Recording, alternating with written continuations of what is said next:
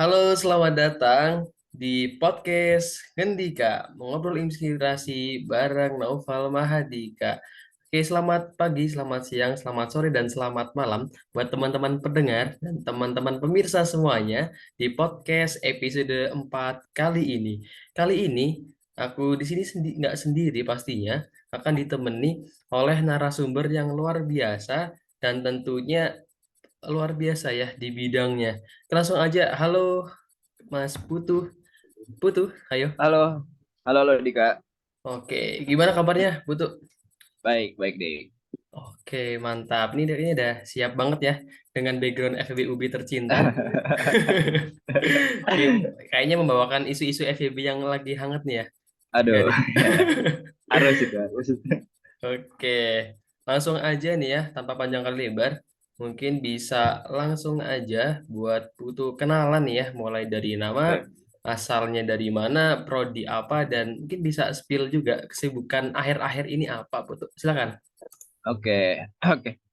Nama lengkapku Putu Aridika Mardika ya. Biasa dipanggil Putu. Aku asal itu dari Jakarta.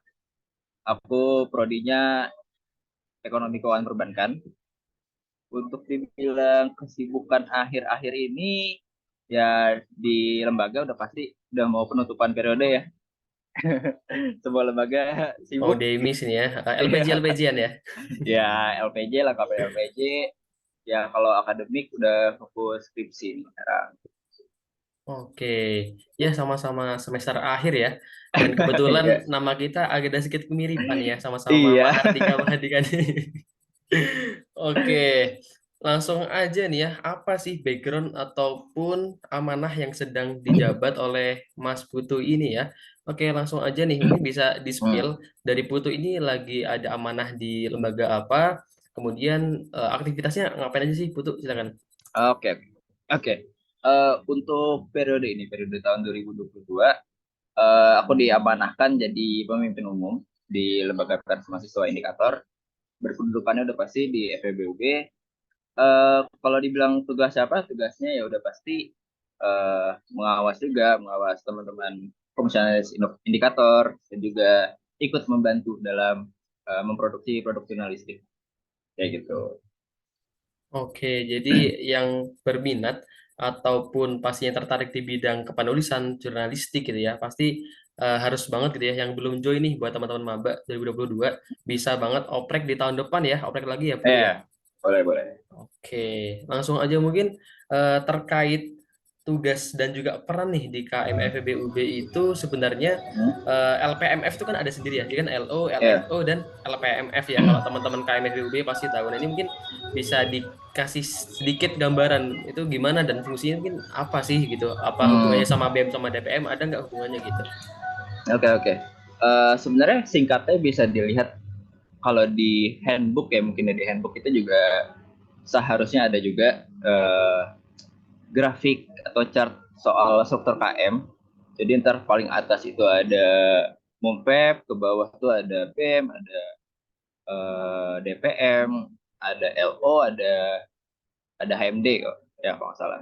Nah, LPMF itu eh, bukan masuk di LO tapi dia di luar kalau dalam struktur KM, di luar, dan dia ada garis ke semua instansi terkait yang ada di struktur.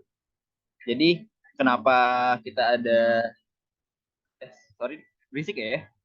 Aman, aman, aman. Oh, Masih, mantap, oke. masih bisa. Oke. Kenapa garisnya merujuk ke semua instansi itu terkait fungsinya indikator di indikator sebagai LPMF. Itu ada fungsi monitoring. Kita ada fungsi ngawasin semua lembaga di KM FEBUB. Kalau ditanya mungkin bedanya apa gitu sama DPM. DPM kan juga tuh ada komisi 1, 2, 3 gitu. Dan itu fokusnya pengawasan ke BEM. Nah, bedanya adalah lingkupnya gitu. Lingkup dan cara kerjanya gitu. Mungkin kalau DPM bisa lewat sistemnya, ya kan? DPM juga bisa masuk dalam sistemnya. Tapi kalau di indikator tuh di luar kayak gitu. Untuk tugasnya seperti itu. Gitu. Kalau tugas lainnya ya kita ngasih informasi ke teman-teman KM kayak gitu. Oke, mantap banget. Dan ada Instagram officialnya juga ya di Ada, LPM Indikator, bener ya IG-nya? ya betul, Ya, betul. oke, ntar bisa dicek ya di official akun Instagramnya karena di sana juga banyak berita-berita terkini dari isu kampus, isu mungkin bahkan sampai nasional gitu ya. Ya. Oke, langsung aja selanjutnya. Untuk lingkar pers sendiri sebenarnya di masing-masing fakultas itu kan ada ya Putu ya. Jadi Hmm. kemarin waktu flashback sedikit ya, kalau boleh Ya, cerita, dulu waktu itu di tahun 2019 waktu kita maba nih. ya. Dulu aku panitia Pemira. Kalau teman-teman tahu Pemira itu salah satu organisasi atau kepanitiaan ya, kepanitiaan untuk memilih presiden baru di UB waktu itu. Jadi waktu itu di divisi acara dan waktu agenda itu tuh ada lingkar pers gitu ya. Dan lingkar pers ini waktu itu ada masing-masing dan waktu itu yang wawancari aku tuh dari Filkom. Nah, mungkin ini bisa sedikit apa ya diceritakan dikit terkait lingkar pers ini sebenarnya adanya itu seperti apa ya? Maksudnya fungsinya, kemudian apakah ada kaitannya nih satu fakultas dengan yang lain? Mungkin bisa dikasih tahu nih. Oke.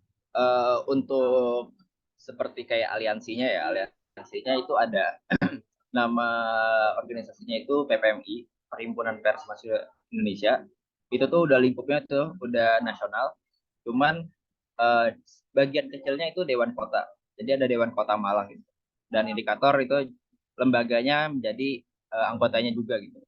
Tapi kalau misalkan di lingkup UNIF, di UB, itu terkadang lingkar LPM itu sebatas insidental ya, sebutannya gitu. Semisal kemarin ada pengesahan Undang-Undang Rabrau soal peliputan pers gitu.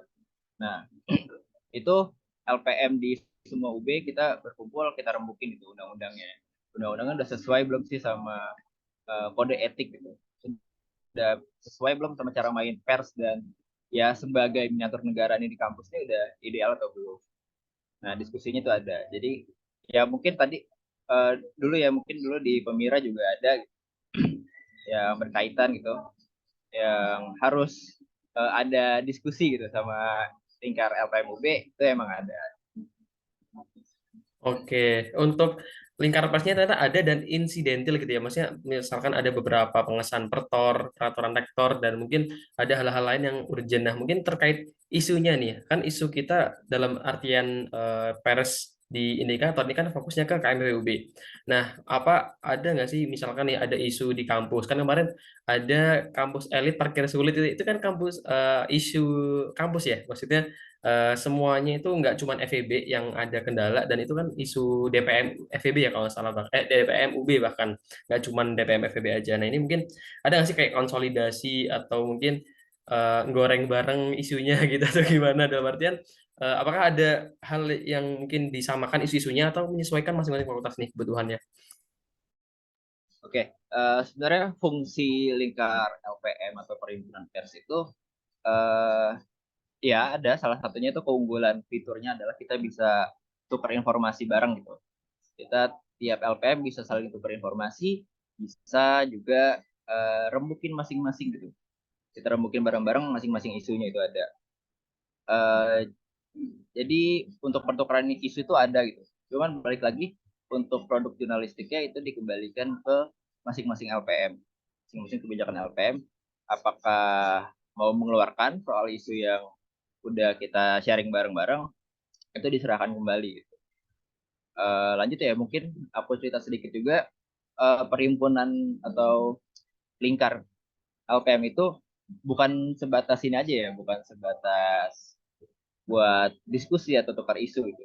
Tapi kita juga terkadang kan LPM kadang kita bikin produk jurnalistik itu nggak semuanya suka gitu istilahnya. Ada penilaian subjektif. Nah, kadang di lingkar LPM itu kita juga ada fitur keunggulan lainnya itu itu adalah apa namanya? Bantuan advokasi gitu, bantuan solidaritas.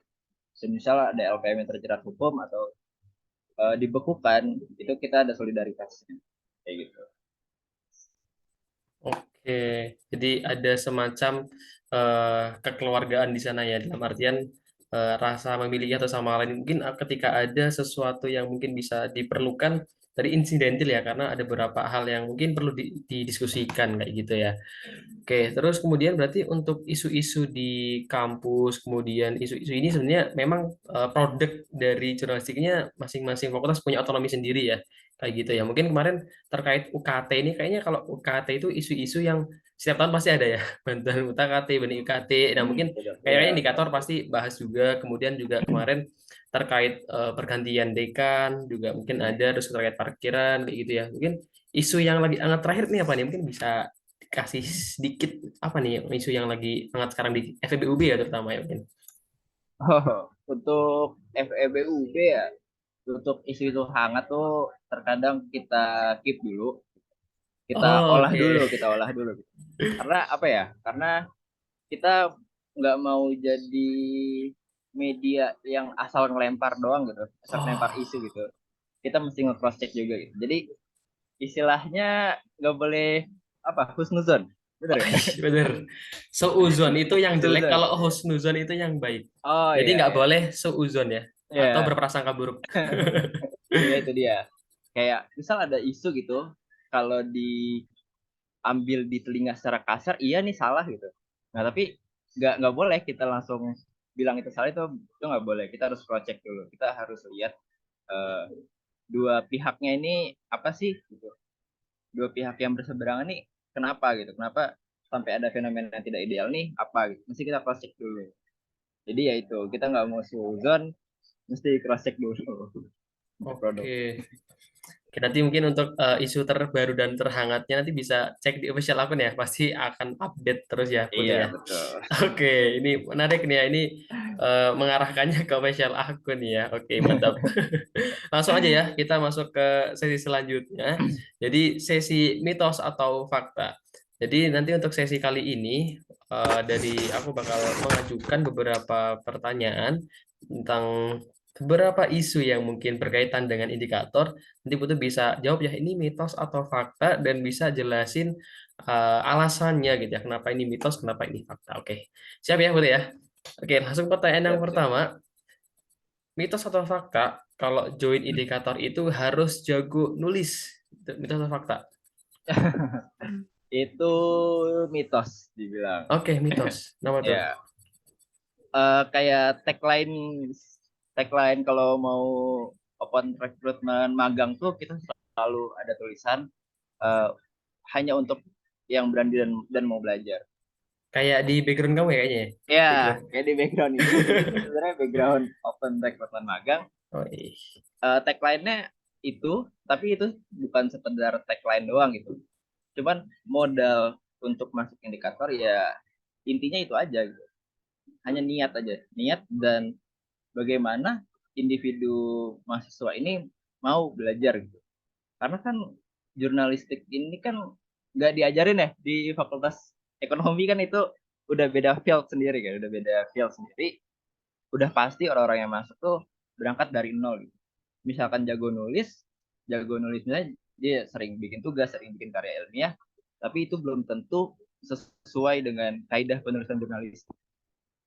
Ya, karena berbeda gitu, karena berbeda. Ini beda beda field. Jadi memang di set untuk masuk indikator tuh memang semuanya nol. Gitu.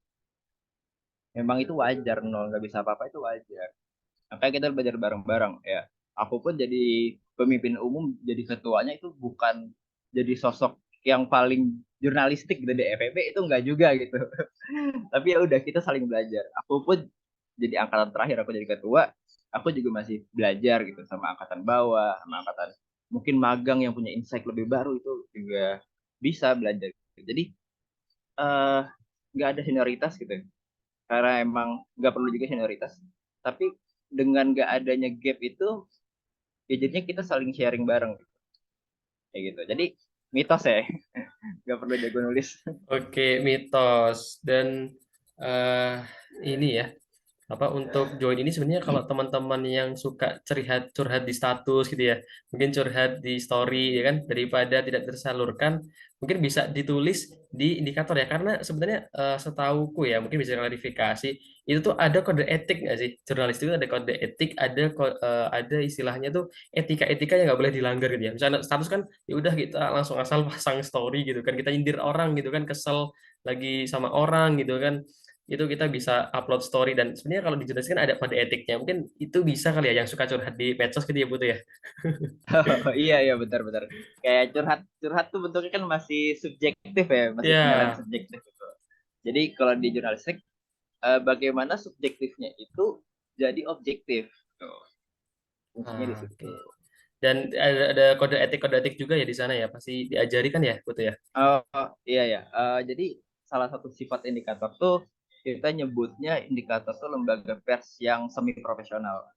Kayak kenapa semi profesional? Karena kan kalau profesional tuh kedengarannya pekerjaan yang dibayar kan ada upah kan. Sedangkan kalau di indikator kan ya semua lembaga juga kita volunteer bentuknya gitu. Nah, kenapa disebut semi profesional? Itu karena fungsionaris indikator atau jurnalis indikator itu tidak ada yang dibayar, tapi dalam menjalankan tugasnya kita pakai cara main media pers yang profesional gitu. Salah satunya itu dengan kode etik. Kita kalau ngeluarin berita, kalau kita atau kita bersikap itu harus sesuai kode etik jurnalistik. Kayak gitu deh. Oke, mantap.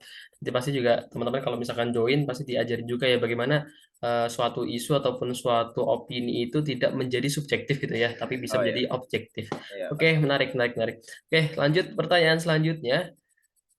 Mitos atau fakta, isu PKK Maba ataupun ospek fakultas adalah target berita utama dari indikator. Mitos atau fakta? Dibilang fakta sih sebenarnya bisa dibilang ya agak agak fakta tapi agak mitos juga karena sebenarnya target utama itu bukan hanya PKK atau OSPAK tapi juga keseharian lembaga-lembaga lain gitu dalam menjalankan tugasnya masing-masing di KM tuh ideal atau enggak gitu. Kalau misalkan secara proker besarnya ya nggak cuma eh, rangkaian ospek doang gitu, tapi juga nanti pemilwa pun indikator juga harus melakukan pengawasan. Jadi gimana ya? Setengah-setengah lah. Setengah-setengah. Oke, karena Iya. bentar lagi juga udah lewat November ceria ya. Kalau dulu kan kita kalau misalkan dengar istilah November ceria ya, dalam artian Ya. November udah mau mulai masa isu-isu politik, isu-isu ini ya, kampus di FEB pun juga lumayan ramai. Dan sebentar lagi ya Desember berarti masih ngawal ya untuk isu-isu di Iya. pemilwa ya. Ya harus. Oke, berarti ini setengah-setengah ya, karena berita utamanya itu banyak ya, dan nggak cuma di PKK Maba ataupun Aspek Voltas. Ya, Oke, betul. pertanyaan selanjutnya, mitos atau fakta, indikator pernah dapat ancaman dari dekanat untuk tidak bersuara. Mitos atau fakta nih? Eh, mungkin ya, mungkin kalau di Oh, mungkin. periode kalau di periode sekarang ya, kalau di periode sekarang situasinya sih belum ada ya, belum ada untuk membungkam atau ada represi itu belum ada di periode ini. Tapi memang terkadang tuh kayak isu-isu yang berkaitan dengan dekanat tuh kadang susah buat nemuin jadwal buat wawancaranya itu susah. Mungkin ya dekanat juga eh, perubahan baru kan, perubahan jajaran baru, ya mungkin mereka juga masih adaptasi gitu. Nah, tapi kan problemnya itu kan suatu isu yang mau jadiin berita itu kan juga ada nilai relevansinya ya. Kalau kelamaan, kalau telat juga orang-orang juga malas bacanya kayak ya udah tahu hasilnya gimana. Nah, kesulitan di periode ini ya itu kayak kita harus mikirin relevansi isunya tapi pihak dekana terkadang agak susah gitu buat diajak berbincang buat ajak diskusi itu susah gitu. Tapi untuk pembungkaman atau represi itu periode ini belum ada gitu. Tapi kalau kalau sedikit cerita ya kata-kata alumni pernah ada lah.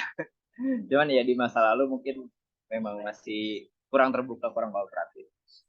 Oke, karena mungkin juga sudah berganti gitu ya dari kepengurusan, dan ya pastinya semoga makin ke sini makin terbuka. Jadi nggak ada Ya, ya apa-apa represi seperti itu.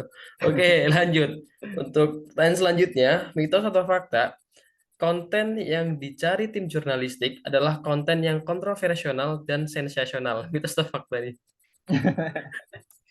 aduh, ini juga agak bingung nih jawabnya deh. Karena bisa Subjektif dibilang juga nih. sih, ya bisa dibilang agak agak fakta sih. Kayak, Agak fakta, sebenarnya oke. agak fakta ya. Kayak ya 50% fakta lah. Tapi untuk di indikator itu ada yang namanya manajemen redaksi. Manajemen redaksi itu setiap badan pers itu beda-beda. Cuman kalau di indikator itu kita punya standar isunya gitu. Jadi ada yang namanya 5 nilai berita. Nah, suatu isu yang dikatakan berkualitas atau ya mungkin bisa dibilang nanti outputnya bagus nih, outputnya orang-orang pada suka nih. Nah, itu dikontrol dari 5 nilai berita ini. Ketika satu isu udah memenuhi 5 nilai berita ini, maka ya ada potensi buat sensasional tuh ada gitu. Tapi untuk yang tadi, untuk yang misal dengar isu terus terdengarnya emang sensasional, terdengar emang negatif banget, ya kita nggak mau ngeluarin kalau kita belum cross check. Mungkin ya berita-berita yang cuma mengandalkan Susan emang sensasional ya, tapi kita itu bukan cara jurnalistik bekerja, bukan gitu. Paling enak isu untuk digoreng gitu ya. Iya. Kalau misalkan di media-media mainstream mungkin dalam konteks di nasional gitu ya, di Indonesia kan Hmm. biasanya itu konten-konten yang kontroversial, dalam artian itu biasanya kadang yang agak risih itu bahasnya terkait personal gitu ya. Misalkan ada Hmm. artis cerai lah, terus kemudian ada masalah-masalah itu secara personal itu biasanya malah lebih tinggi ya daripada mungkin konten-konten yang mungkin prestasi gitu ya, Iya, konten-konten iya, yang benar. dalam tanda kutip apresiasi penghargaan. Sebenarnya itu kan banyak ya di Indonesia ya dalam tanda Hmm. kutip, dan pastinya di FEB juga itu kan pasti juga banyak ya masuk prestasi. Cuman mungkin secara ini ya, secara berita mungkin kurang menjual kali ya atau gimana mungkin jadi ya. Iya sih, mungkin juga sebenarnya juga sempat ada quote gitu kayak kalau kita ngakses berita dan beritanya itu gratis kita akses, berarti itu kita produknya sebenarnya. Kita yang ngelit ada produk-produk ya infotainment gitu ya yang nggak penting itu sebenarnya kita juga karena ada demand-nya juga. Karena ada demand-nya ya udah dikasih supply-nya. Oke oke. Berarti kita jadi pasarnya gitu ya. Iya. Makanya mungkin kalau misalnya kita nggak ngimbangi berita itu dengan berita yang positif gitu ya, misalnya tadi kayak prestasi segala macam, ya udah isinya ya kayak gitu semua gitu ya. Yang trading ya Hmm. kayak gitu-gitu aja gitu ya. Oke, lanjut pertanyaan selanjutnya. Mitos atau fakta? Pekerjaan yang relate dengan dunia jurnalistik hanya wartawan dan pembawa berita. Mitos atau fakta? uh, Kalau aku bilang secara subjektif sih mungkin lebih ke mitos sih ini. Karena apa penjelasannya? Mungkin secara technical skills ya, cara menulis berita, cara uh, atau ngambil foto jurnalis itu bagaimana itu kan teknikal ya. Teknikal iya memang ketika udah menguasai di kampus nanti pas kita sampai di pasar pekerjaan terus kita masuk ke bidang wartawan ke bidang jurnalistik iya menjual gitu tapi di indikator sendiri tuh kita nggak cuma ngegodok ininya doang ya ngegodok teknikalnya doang tapi soft skillnya juga gitu kadang-kadang ya kita selalu memasarkan masuk indikator outputnya itu juga bisa bikin orang lebih bisa berpikir kritis. Dia kalau ngomong kalau atau berpikir ya logikanya runut gitu. Gitu. Nah, soft skill yang ini yang berpikir kritis kan applicable kan di semua jenis pekerjaan ya. Apalagi pekerjaan kayak di era-era sekarang kan pekerjaan yang monoton yang istilahnya cuma pakai tenaga doang kan udah agak kegeser kan sekarang sama mesin gitu. Tapi sekarang kita juga ada kerjaan yang menjanjikan tuh kayak analytics gitu. Nah, analytics atau analisis ini kan perlu pemikiran dengan logika yang runut, oke, dan juga jago nyerap isu. Itu kan perlu kan. Nah, di indikator tuh yang dipentingkan itunya. Soft skill, bagaimana fungsi indikator. Nanti setelah keluar indikator tuh punya pemikiran kritis agar ya pekerjaannya lebih lebih bermanfaat gitu. Kayak gitu. Oke, dan sekarang pun juga tadi ya karena berpikir dilatih dengan sistematis ya, jadi urut. Iya. Kemudian sekarang juga terkait pekerjaan banyak ya sebenarnya kayak sosmed analyze, content Hmm. creator, dan yang mana itu kan juga pembuat itu kan juga butuh apa ya, pengalaman dari segi isu yang terkini apa sih gitu kan. Kita kan perlu peka Iya. ya terhadap lingkungan, dan sekarang pun market-market yang ada kayak produk-produk misalkan perusahaan-perusahaan gitu ya, misalkan kosmetik, terus kemudian barang-barang makanan segala macam itu kan kadang ambil isu-isu terkini ya, kemudian dibuat marketing. Kalau misalkan dalam FEB ya, segmentasi pasarnya harus jelas gitu ya. Makanya pun juga di indikator kan juga diajari ya. Ya, misalkan nih kemarin terkait ada isu, bukan isu sih sebenarnya, hal yang lagi viral misalkan terkait Alif Cepmek ya, kalau butuh tahu. Yang kamu nanya itu kan sebenarnya hal yang mungkin bisa dibilang nggak terlalu jelas, tapi ternyata dari segi marketing gitu ya, dari segi mungkin analyze, kalau teman-teman terbiasa sistematis, jadi kan gimana isu yang baru ini ya, isu tadi Alif Cepmek itu kamu nanya dibuat untuk pengemasan dari sebuah produk, akhirnya ya bisa viral juga. Nah, berarti untuk pekerjaan lainnya selain sorry, jurnalistik dan wartawan apa aja nih berarti kira-kira? Berarti karena mitos. Kira-kira ya, ya tadi sih mungkin ya berhubungan dengan menganalisis itu juga penting gitu. Dengan indikator kita dibiasain untuk mencari isu, gitu. Mencari isu ya memungkinkan gitu. Nanti pekerja-pekerja ini juga lebih punya daya, punya value yang lebih tinggi lah. Terbatas kayak bekerja kasar gitu. Kayak misalkan sekarang kan coding tuh udah semua bisa lah istilahnya ya, nggak semuanya sih, cuman coding itu kan hanya sebatas technical skills, cuma uh, bisa bikin aplikasi gitu. Tapi kalau misalkan nggak dibarengin sama pengetahuan di luar coding itu kan juga sama aja gitu. Mungkin kalau misalkan coding ya nggak ada tuh startup keuangan atau yang lain-lain, ya nggak ada gitu, karena orang-orangnya hanya sebatas tahu teknikalnya doang gitu, tapi ilmu yang lain nggak ada kayak gitu. Ya, berarti lebih ke arah soft skillnya yang mana itu bisa Ya. dipakai di manapun ya, nanti nggak cuma terbatas di wartawan atau membawa berita. Oke, Ya. thank you. Untuk sesi mitos sama fakta udah selesai nih. Kita mau sesi ke akhir nih ya. Mungkin untuk pertanyaan dua terakhir nih. Sebenarnya seberapa penting sih fotografi di dunia jurnalistik gitu ya? Penting atau enggak, dan mungkin seberapa penting sih gitu? Gimana betul? Oke.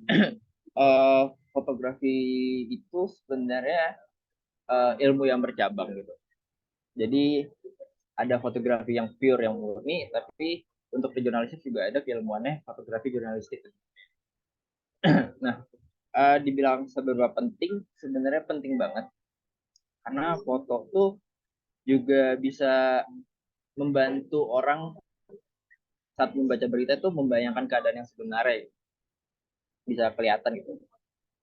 Ya, seberapa penting juga sebenarnya juga fotografi jurnalistik juga terkadang bisa berdiri sendiri gitu, tanpa ada tulisan itu juga bisa. Misal kayak dulu kan ada foto yang bayi Afrika ditungguin burung gagak, itu sebenarnya produk jurnalistik.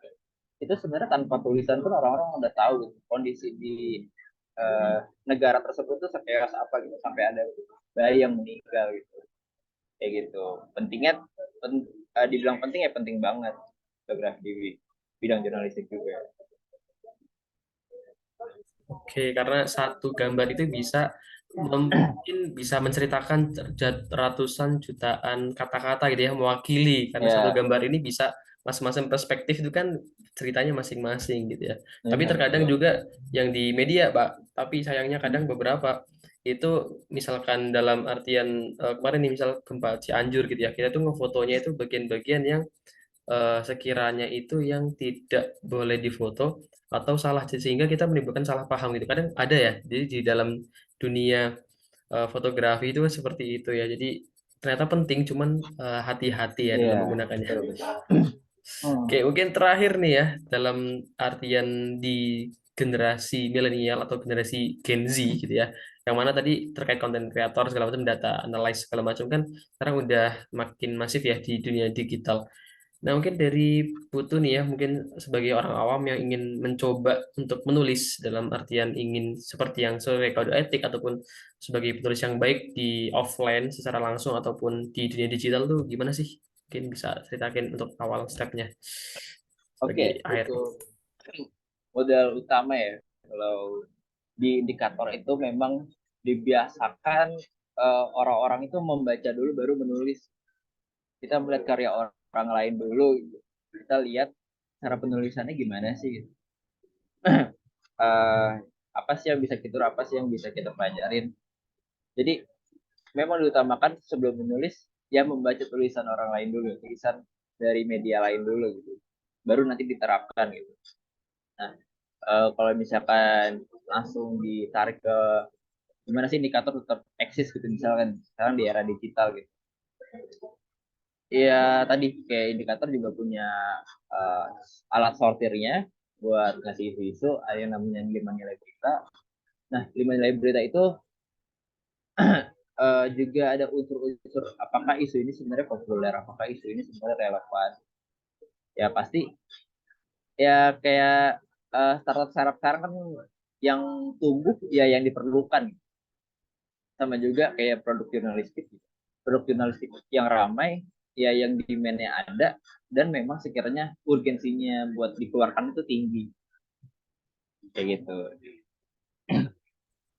Oke, mantap banget ya.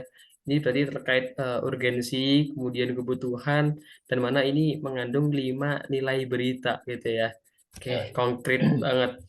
Kelima nilai berita bisa di-spill dikit, boleh? Mungkin siapa tahu ada yang lupa gitu. 5 nilainya, kalau boleh.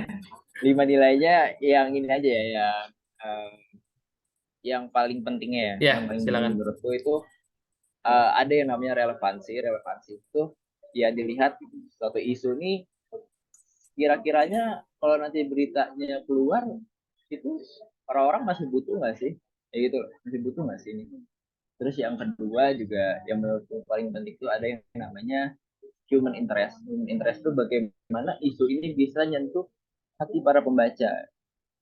Jadi misalnya ya tadi kayak berita di Cianjur gitu, mungkin kita bisa bikin berita soal kerugian kerugian material orang-orangnya gitu. Kan dengan berita itu dikeluarkan, relevannya dapat, dan juga seharusnya idealnya ya menyentuh hati juga karena ada orang lain yang satu pulau sama kita, tapi dia kena musibah gitu, jadi bangkrut banget. Ya dua itulah yang menurutku penting dari. Oke, yang mana tadi dalam suatu berita itu harus relevan atau relate gitu ya, dan juga menyentuh hati dan pastinya bisa mind blowing ya bahasa sekarang tuh yang lagi rame mind blowing atau bisa berkesan ya bagi para pembaca, bagi para pendengar dan pastinya yang menerima berita itu bisa memberikan kesan sehingga bisa menyentuh hati dan menggerakkan akal. Oke, mungkin itu aja ya untuk pertanyaan-pertanyaan pada malam hari ini. Nggak terasa udah setengah jam kita ngobrol di malam hari ini. Makasih banyak ya Putu ya untuk waktu dan Ya, kesempatannya. Semoga teman-teman di hari ini bisa mengambil banyak manfaat, hikmah dan juga pembelajaran sehingga teman-teman bisa menjadi penulis ataupun penulis berita yang handal profesional dan juga memberikan banyak kebermanfaatan. Amin ya rabbal alamin. Oke, begitu aja ya Putu buat malam hari ini. Kita oke. tutup di episode 4 Ngendika, mengobrol inspirasi bareng Dika. Terima kasih. Wassalamualaikum warahmatullahi wabarakatuh. Selamat malam, teman-teman.